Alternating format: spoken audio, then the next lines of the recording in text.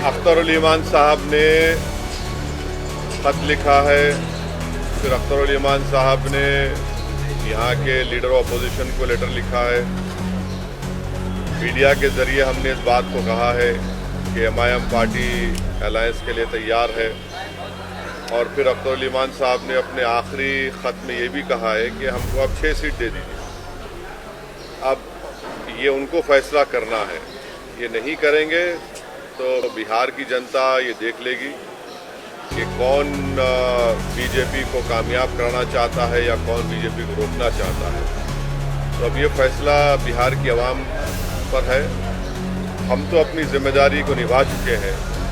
कल कोई या हमसे ना कहे कि आपने बातचीत नहीं की, आपने फुला नहीं किया। तो हमने तो अपनी तरफ से पूरी कोशिश की और जनता के सामने, आवाम के सामने हमने इस बात को रख दिया। बिहार में कितनी सीटों पर पार्टी चुनाव लड़ेगी? जब लिस्ट जारी होगी तो आपको पता चल जाएगा। सर, एक आई लव मोहम्मद कहने पर जो है पूरा बवाल है, उस पर क्या कहेंगे सर?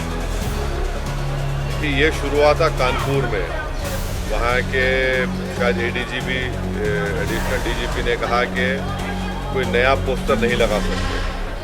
तो उसके बाद हमने सोशल मीडिया पर कहा कि हम इस बात को मानते हैं कि मोहम्मद सल्लल्लाहु अलैहि वसल्लम से हम मोहब्बत करते हैं।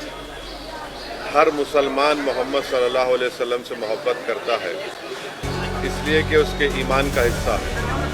अगर हम मुसलमान हैं और अगर हम अल्लाह को जानते हैं तो वो मोहम्मद सल्लल्लाहु अलैहि वसल्लम ने हमको सिखाया है कि अल्लाह है जो ज़मीन व आसमान का खालिक है, तुम इसकी इबादत करो, किसी और की मत करो।